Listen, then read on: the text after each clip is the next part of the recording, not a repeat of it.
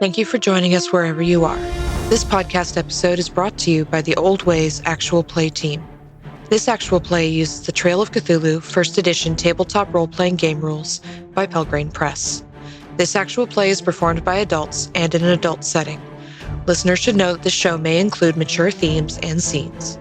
All content, including names, places, events, and so forth, which may bear resemblance to entities living, dead, or eldritch, is strictly coincidental. My name is Rena Henze, and for tonight's game, I will be your keeper.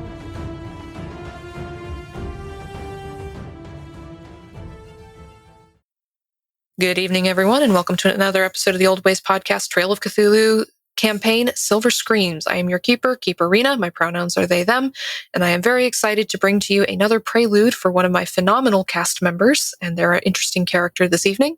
Before we get into the introduction, though, I'd like to thank all of you, the listeners, and especially you, the Patreon supporters. We literally could not do any of this without you. If you'd like to see what we have to offer on Patreon and support our show, you can do so at patreon.com/theoldwayspodcast. And now, let's introduce my talented player for the evening and their character to my right. Hi there, my name's Emily. I use she, her pronouns, and I am playing Kitston, or Kit Dubois. He uses he, him pronouns, and he is a production assistant. Perfect. Welcome, Kit. Can't wait to see what shenanigans we can get into as a production assistant. So, it is a warm June evening in Hollywood, Los Angeles, and we zoom in on the production studios for Avalon Studios, indie film studio. And we zoom in, camera turns to a young person in an office, looking maybe a little bit frazzled, being talked at, not to, at the moment, and trying very hard to take notes and remember everything he is being told to do. So why don't you tell us about Kit, what he looks like? Who do we see as the camera turns into this small office? Kit looks somewhat dashing, like surprisingly so for a guy of his age. He's about 19 or 20 to the eye. Very strong jawline, chiseled cheekbones, curly, kind of sandy, blonde brownish hair, and really striking brown eyes. And right now his face is contorted into an expression of extreme frustration that he is trying very hard to hide and not doing a very good job of. So Kit is being talked at by the director of the film, the current film that has just wrapped, Evan Moore.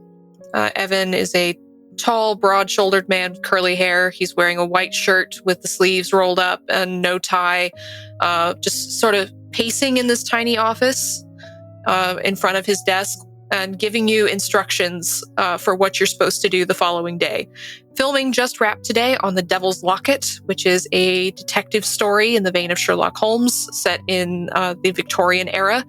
And all the filming is now done. Post-production starts in the morning, but he is also getting ready for this script reading stage for his next film. And he is giving you all sorts of directions where he needs you to take things to. He needs you to take scripts to Jimmy, who is the courier, so they can be delivered to the actors across town the next day. And he needs you to remember that when you talk to Henry Dawlish, who is the leading actor for a lot of these films, make sure you address him as sir. He doesn't like it when people talk to him and don't say sir. I know. He's English. What are you going to do? All right, sir. Yep, got everything down. Got it. I'm on it. Just trust me. All right. And he sits down and he wipes his forehead a little bit. It is getting pretty late. You have been on set all day. You got here at about 6:00 this morning because it was your job to set things up for the actors and so on when they come in for makeup. And it is exhausting what you do. But he has also been here since about 6 a.m. One thing you can say for Director Moore, he never asks people to come in for things he won't come in for himself. So he has also been here since 6 a.m. And he looks very tired. And then he looks at you and talks to you instead of at you for the moment. Says, I'm sorry, Kit. I know I've been a bit hard to live with for the past couple of weeks. It's been very tense trying to get all of these scenes shot. Mr. Radigan, who is the studio head, the guy who's funding this whole studio. Mr. Radigan's been very intent on getting things done on time, and we had the setback when Clarissa sprained her wrist, and he shakes his head. I know I've been a bit less than my normal genial self, and I apologize. Honestly, sir, it's no trouble. I mean, forgive me for saying so, Mr. Moore, but you've been holding it together remarkably well considering everything going on. So, I mean, other than today, I wouldn't say I noticed anything out of the ordinary. He smiles. He's got a very charming smile, very comforting smile. He's generally a very nice man. He's very gentle with his actors. He doesn't scream at them like you've seen some other directors do. And he's hard to exasperate, but he is definitely looking very tired and a bit worn out at this point. He says, You do good work, Kit. I just want you to know, you and Daphne, I know you both have been working extra hard on this production, and I know it's been kind of difficult with all the things we've been asking you to do, but I've never heard you complain, and that means a lot. Glad that's shown. We care very much here. Yeah, there's something special about you, Kit. I don't know what it is, but I've got an eye for talent and for uniqueness, and there's something I really like about you. At that, Kit looks very nervous, actually, and tries to hide it as best as he can, but again, it's been a long day and he doesn't do a very good job. He seems a little put off by someone saying that they think he's doing well and that they've noticed him. And honestly, sir, I just do my job. That's all any of us can do here. Nothing special. What you do is important, Kit. I need to emphasize this more to you and Daphne both. The film studio would not survive without people like you and Daphne. Doing all the little details, corralling the actors. I know it's like a herd of cats, especially with some of them. I know it's difficult, and you get people's coffee, and you also help me arrange the shots, and you get notes to people, and you make sure everyone has the correct scripts when we do revisions, and you do all of these things that a film cannot happen without. And it doesn't go unnoticed. Grateful to hear that, sir. Can I get you anything else before the night is over? Oh. He looks at his watch. Oh, is that the time? I'm so sorry. No, that'll be all, Kit. Thank you again for all of your work. Tomorrow you don't need to come in so early since we won't be actually filming tomorrow. I don't have you on the other film that's going on right now. So just come in, say around 9. You deserve a few extra hours of sleep. And he chuckles and claps you on the back. Come in around 9. We'll start work on pre-production issues for the next film. It's going to be special, Kit. We got the go-ahead from Mr. Radigan for some things, and I really can't wait to start work on this next film. It's going to be a good one. Noted. I'm looking forward to it. And he nods and says, I'll tell you more about it when you come in tomorrow. All right? For now, go do whatever it is young people do these days. And have a good night, Kit. Good work. Night, Mr. Moore. Thank you. And you step out of the trailer, essentially, where his office is. And you are promptly collided into by a young woman who's carrying a notebook in one hand and a perpetually frazzled expression on her face as Daphne runs full tilt into you because she wasn't looking where she was going, because she was taking notes. What does Daphne look like? Daphne is a pretty small woman. Short brown bob that's usually pretty well kept in the morning and not at all well kept by the end of the day. And I'd say Kit's pretty used to her extremely frazzled expression. Yeah, she's very. She talks 1,000 miles a minute, essentially, because she's always slightly frazzled. She works hard and she's very good at what she does, but she's always flustered, always frazzled, and never seems to know quite where her feet are at. And that is never more clear than in this moment when she crashes into you, and you're very grateful not to be carrying anything spillable at the moment. Oh, Kit! Oh my God! I'm so sorry. I didn't see that you were coming there. I was just working on these notes because I need to get the scripts over to Jimmy in the morning, and then I need to make sure that Jimmy gets them to the right people. And she just starts going off like a train. Whoa! Slow down. It's all right. It's late. It's the end of the night. Things are fine. Do you need any help? I don't think so. I mean, I'm just finishing up for the night. I just talked to Jimmy and gave him the list of people he's supposed to courier to in the morning. But Mr. Moore hasn't finished with script revisions, so I can't actually give him the scripts until in the morning. And so Mr. Moore said that I could start packing up and getting ready to go home for the evening. Because, oh good Lord, is that the time? That is the time. Yeah. Well, I'm not gonna leave before I help you finish up here, so what can I take off your plate? Well, if you just wanna help me get the addresses all right for all the actors that we have to send scripts to in the morning, Mr. Moore wants them all to have them bright and early, and Jimmy's going to be taking them in the morning. But I need to make sure he has all the addresses. And she trails off for a second. Where was I going with that? Oh yes, I need to make sure he knows where everyone lives because everyone's kind of scattered across town. And I've got the addresses somewhere, but I need to put them in order of priority because Henry. Well, Henry is going to be very upset if he doesn't get his first. Yep, that sounds like him. So if you can help me organize the addresses, just like get everyone's addresses right in the order that Jimmy should courier things to, and I suppose we'll have to get Marcus in to help out because there's a lot of actors. That would be great. She looks at you wide-eyed. Yes, completely. Thank you. Should we go sit down? And she takes a deep breath, the first one she's probably taken all day. Okay, thank you, Kit. You're a star. You really are. I appreciate you so much. Mr. Moore said you're doing great. I was just in there. Oh, he did? Oh, that's awesome. Oh, that's so good to hear. Yes, that's great. I can tell you little bits of gossip too while we work if you want to hear, because I've been helping with taking notes and things today. Oh, always. Absolutely. And she takes you back to, it's not an office. PAs don't get an office, but it's like a little corner of a studio set where a table's been set up and she's got a chair and she's got boxes of paperwork and things that she can work through.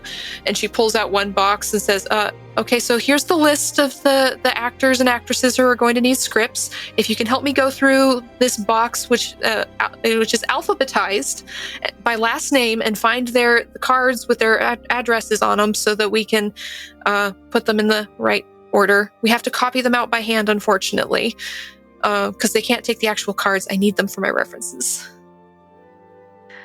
All right, yeah. I'll start right now. Do you need to take care of anything else during the night? I think this is it, if you just want to help me do this. All right, let's go. Mm-hmm. So you sit down together on either side of the table. She's got all of these neatly indexed cards for you to flip through. And you start chatting as you're copying things out. Maybe Kit's penmanship isn't quite as neat as Daphne's. Daphne has impeccable handwriting, and she used to be a secretary before she became a PA. So she's got impeccable handwriting, and she laughs and starts relaxing a little bit as you're working with her. Now that she knows she doesn't have to do all of this by herself. How did you meet Daphne? I think Kit met Daphne probably the first day on the job, and she was pretty new at the time as well, but was previously doing it solo, and having Kit around was completely a relief to her, given that he's not the best at everything, but he does have a very grounding presence for her. They really balance each other out. She keeps him on task, kind of keeps him from, wandering the halls, looking at old photographs of the actors and just kind of goofing around as he might tend to otherwise. And he tries his best to keep her from panicking, I would say. Excellent. So she's calmer. She's less in project management mode now that she's sitting down for probably only the first or second time today, considering how busy everything was with wrapping up the filming. And she says, "So, do you want to hear the gossip?" Yes, I do. What do you got today? So what I heard, because, see, I was working with Mr. Moore and taking notes on his meetings today. The next film we do, you want to take a guess what kind of film it's going to be? Romance? Again? Ooh, no. We're going horror. Horror? You know, like the Draculas and Frankenstein's monsters and things like that. Like that's what Mr. Radigan apparently wants Mr. Moore to do, and Mr. Moore is very excited about it. Whole new direction for his side of the studio. It's not as popular as Westerns, and she rolls her eyes. We're still doing the Westerns on Studio 2, don't worry, but he's kind of excited. He thinks it's gonna revitalize our push into the industry, she says in air quotes. Well, God knows he needs some excitement these days. I don't know, and she's carefully copying out names and things into note cards. I don't know exactly what the film is yet, because I haven't heard that. He's being very close-lipped about it, but I do know he talked to Lilith, Miss St. Cyr, about having a role in it. I took the notes on that little meeting. I'm assuming I'm not allowed to tell her that. Oh, she was there. He asked her directly. Didn't even casting call, didn't make her read lines, just said that he had a role for her and that she was going to get the script tomorrow and that he thinks she'd be perfect for it. That's fantastic. Oh my God. Right? I knew you'd be happy to hear the gossip. Always. So, from what I know, he didn't do casting calls for anybody for this movie. He handpicked the cast, including Miss St. Cyr. Who else did he pick? Well, of course, Clarissa. Clarissa Elliott, who is the lead actress, who's a very nice person. She's nice. So, of course, Henry and Clarissa, and I'm pretty sure the bit part actors are all going to get their background roles. And I don't know who else. Let me see. And she starts pulling out the list.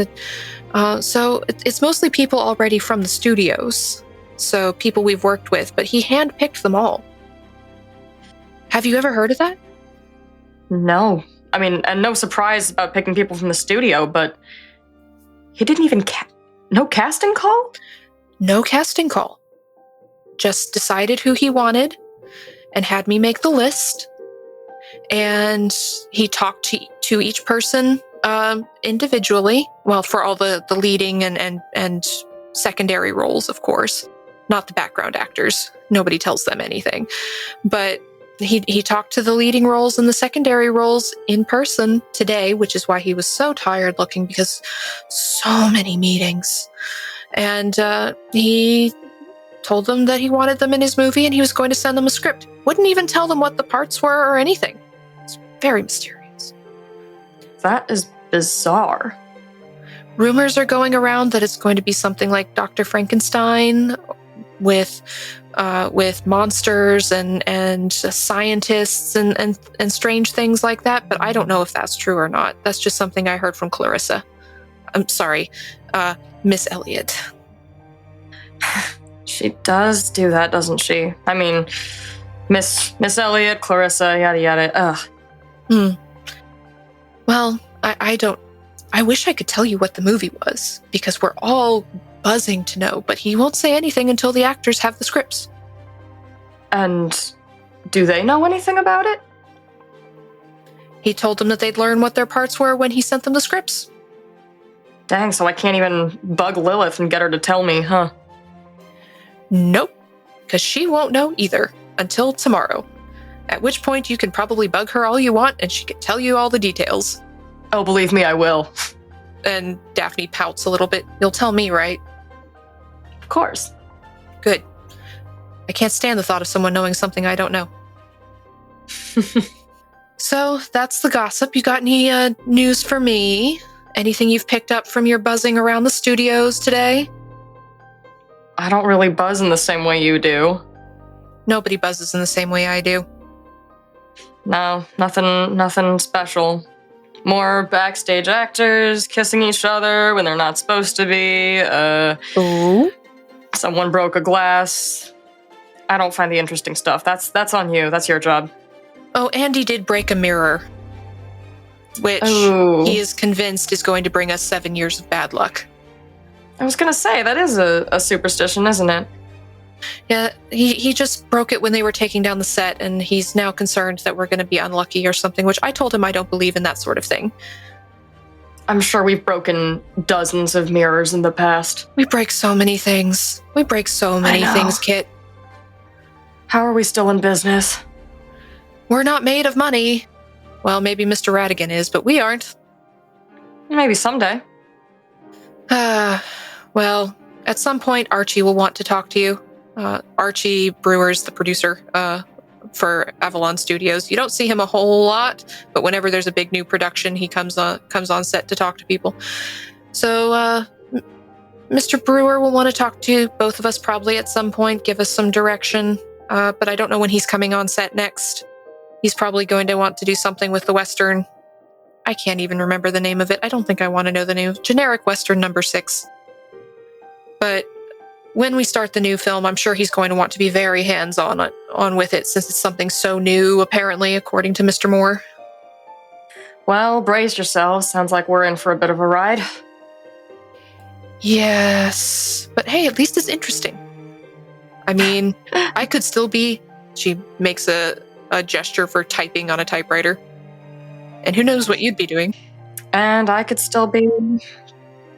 I don't know. Back at home, I guess. Fate worse than death. You have no idea. I'm sure, because you never talk about things. You're so mysterious, Kit. I am not mysterious. Kit Dubois. You are one of the most secretive people I have ever met, and I work in Hollywood. Everybody's got secrets. Do they? You're the secret monger. I don't pay. And Kit immediately gets very tongue-tied and sort of just stammers his way into silence. She waggles a pen in your face. See? I'll get it out of you one of these days. Fine. Try. Don't threaten me with a good time, Kit Dubois. I have my ways. Maybe you'll just discover that I'm immensely boring. Now that would be a secret worth keeping. Mm-hmm. And she laughs. And then she drops the subject. This has come up a couple of times over your acquaintance with her, because she desperately wants to know everything about everybody. But she teases you every now and then backs off so as to not threaten the friendship. So you finish making cards for the couriers for the morning, put everything back neatly in its place. Daphne is highly organized, despite her frazzled appearance, and pack up. She's, well, that's all for tonight. You got any plans tonight, Kit? I know it's late, but I mean, there's things to do in the City of Stars late at night. No, I think I'm just gonna head home. Yourself? Oh, I think I'm gonna go dancing. Sounds fun. Hot young thing like me. She gives you a little nod and a wink. When she's not in flustered work mode, she's actually very charming and if you were into that sort of thing, attractive. But she's now in Daphne off work mode. Well, I've got to relax somehow. And, well, he said we don't have to be back so early tomorrow morning, but still, it's going to be another long day of work, especially with corralling the actors for the script readings for next week. So I intend to have a little bit of fun. And maybe my feet will keep up with my mouth for once. Well, don't stay out too late, and please get home safe. Oh, I'll have a cab. All right. Just don't be too boring, dear. What else would I do? I don't know. You could try having fun sometime. I have fun, excuse me. What do you call fun? Kit just kind of stares blankly back at her. That's what I thought. All right. Good night, Kit. I'll see you tomorrow. I apologize if I trip into you again. All right, night. And she packs up her stuff and she sets out for whatever night of drinking and dancing and whatever else it is that Daphne gets up to in her evenings, which it is very late at this point. Who knows where she's going, but there's no talking Daphne into doing anything she doesn't want to do. All right, that sounds about right. Mm-hmm. Kit's just gonna slowly gather his things. The second that Daphne leaves and he is alone, his energy just completely changes. Mm-hmm. He becomes pretty slow moving, somewhat pensive, looks just generally exhausted. Now that no one else is there, the mask can fall, and he just wants to go home and lie down. So, who does Kit live with? Where does he live? Like, does he live with other people? Does he have a boarding house and an apartment with a flatmate because he probably wouldn't be able to afford anything on his own as a PA? Does he live with family? Like, tell us about where Kit lives and who he lives with. Kit has a room at the top of a house. He is sublet from the people who live below him. So, he has his own bedroom, his own bathroom, but he has to go downstairs to use the kitchen. And because he kind of likes his privacy a little bit, he tends just to stay out of the kitchen and tend to himself upstairs. That makes sense. So, does he have any interaction at all with the people who live in the house who he's subletting from, or does he try to keep to himself for the most part? Oh, I think he has some occasional interaction with them, but the woman who lives below him is a little bit prying, a little nosy, and he doesn't really want to talk to her as much as she wants to talk to him. So normally he'll, go home. She's probably waiting up, sitting just reading in the armchair in the living room, and he has to use the front door to get upstairs to his room. So he'll walk in, see her, probably wave and say hi, and try his best to get upstairs as quickly as he possibly can. You are intercepted. What is the name of this woman? I think her name is Kathleen Williams. Kathleen. Okay.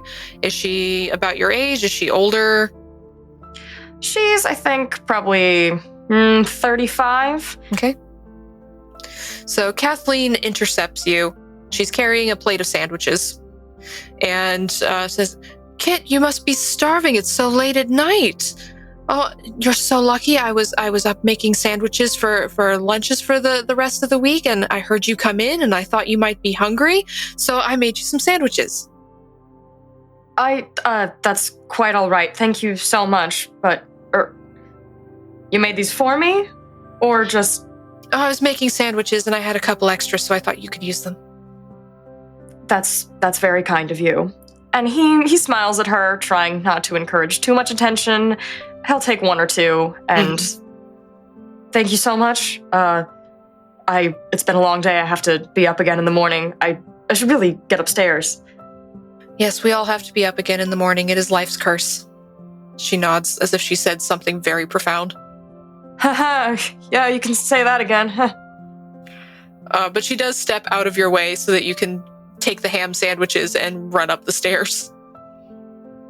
All right. Yeah, then I run up the stairs as fast as I can, given my exhausted state, and almost immediately collapse on the bed. You collapse onto the bed, ham sandwiches in tow. You are very tired. It has been a very long day. You were at the studio for well over 12 hours, and then it took you time to get home. There's been a lot going on. And now you just had to evade social interaction again, which is its own kind of exhausting. What does Kit's room look like as he collapses into bed? clutching a ham sandwich. Kit's room is pretty modestly decorated. He moved here very, very recently. All that there is in there is, a simple twin bed, a small writing desk, and a little dresser full of what few clothes he has. He has put up maybe a few photographs on the wall, some family, his friend Sterling from back home, and probably some of his family members who he still has here.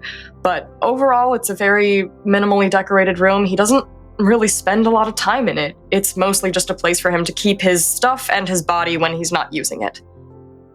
So, you look around your sparsely decorated room. It's a place. It is a space for you to exist. It has a space for you to sleep. It doesn't really need to be much more than that, especially not for what you're paying for it, which is not very much, thankfully, considering what you make as a PA. But I wonder, as Kit settles into bed for the evening, what is Kit thinking about? What's going through Kit's head as he looks around his sparse room and as his mind tries very hard to quiet itself after a chaotic day at work, chaotic few weeks, really, working on the film? What is going through Kit's head? All that Kit can think about when he lies down tonight and every night since he left home is Sterling's face. Everything that he's running away from, and everything that he's trying to forget. Every day he goes to work, and he likes to stay as busy as he possibly can so that the thoughts can't come back into his head. But right when he leaves work, it all comes back. Yeah, your brain is tired from having to keep up this mask at work of normality, of straightness, of normality, being who everybody thinks you should be, on top of the exhaustion of running around, doing people's errands, hurting the actors, everything that your job requires of you. It is a double exhaustion that wears you out, body, mind, and soul.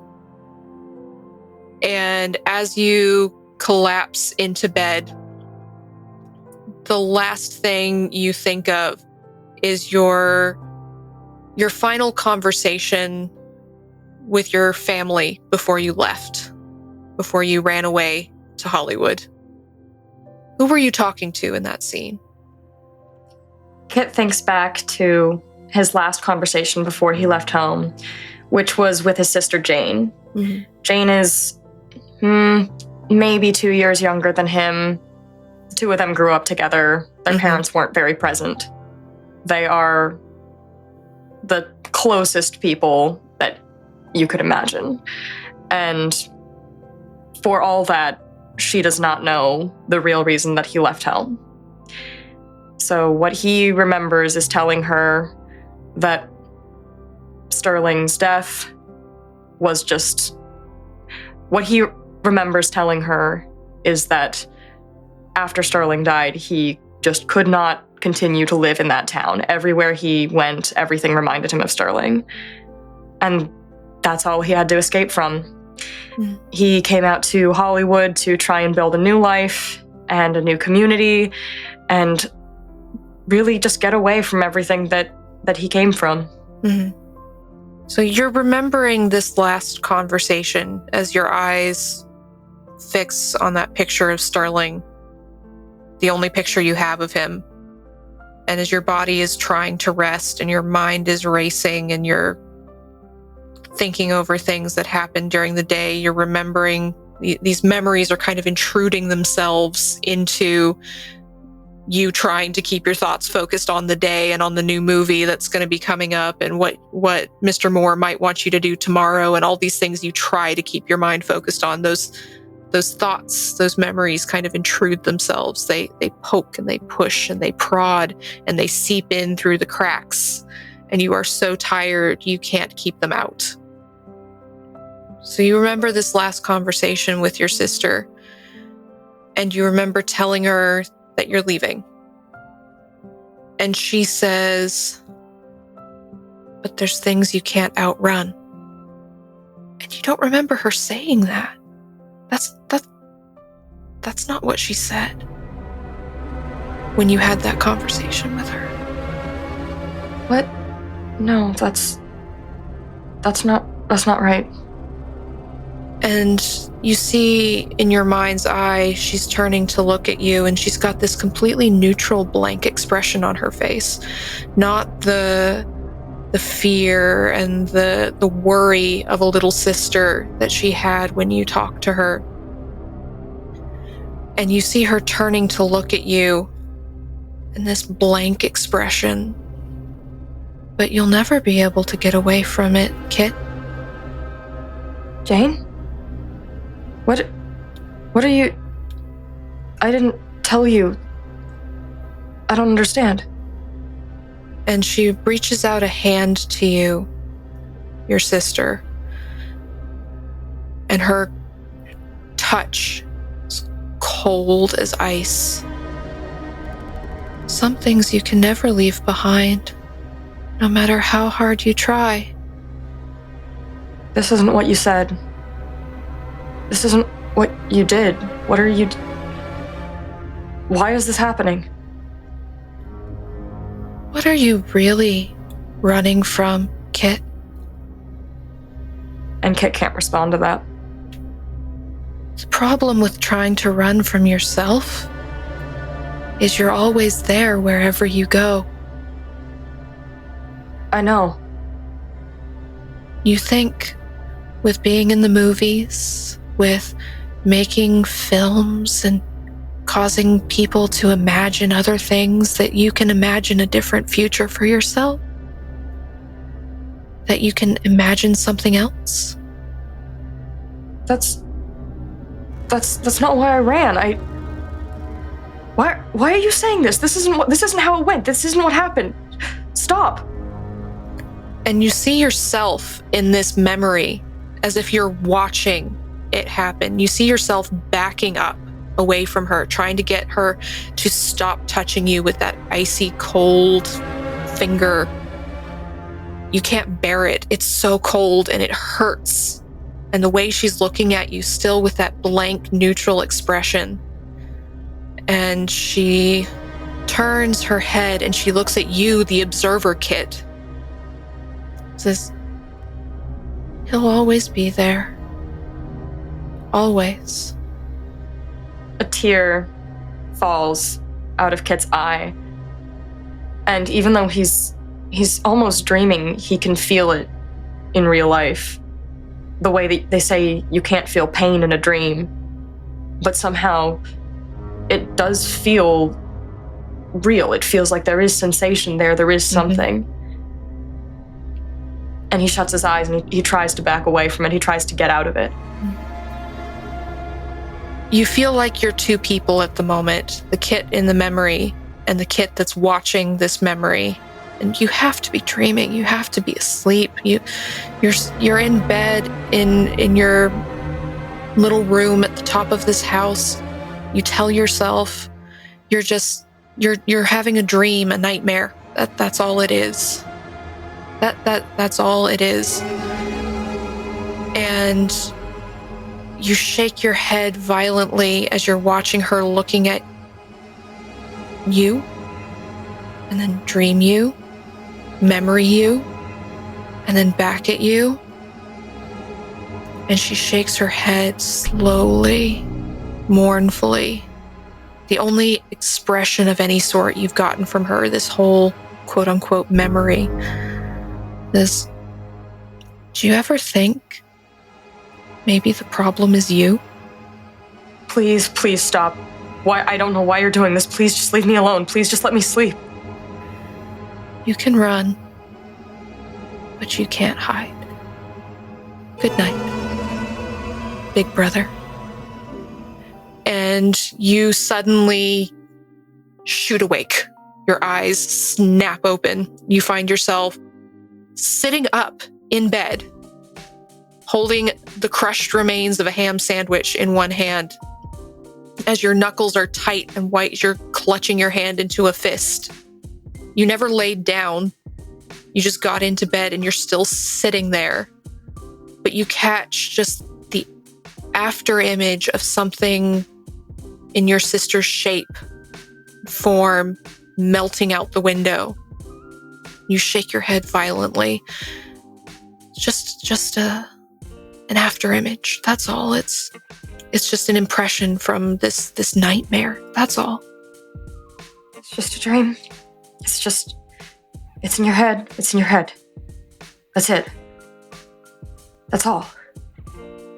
And we'll leave Kit sitting in bed, crushing his sandwich to crumbs as he desperately tries to convince himself it was all just a dream. And we'll see what happens with Kit later. Thank you all for listening. Thank you, Emily, for joining me for this fantastic prelude. I can't wait to see what happens to Kit next. Thank you, and good night.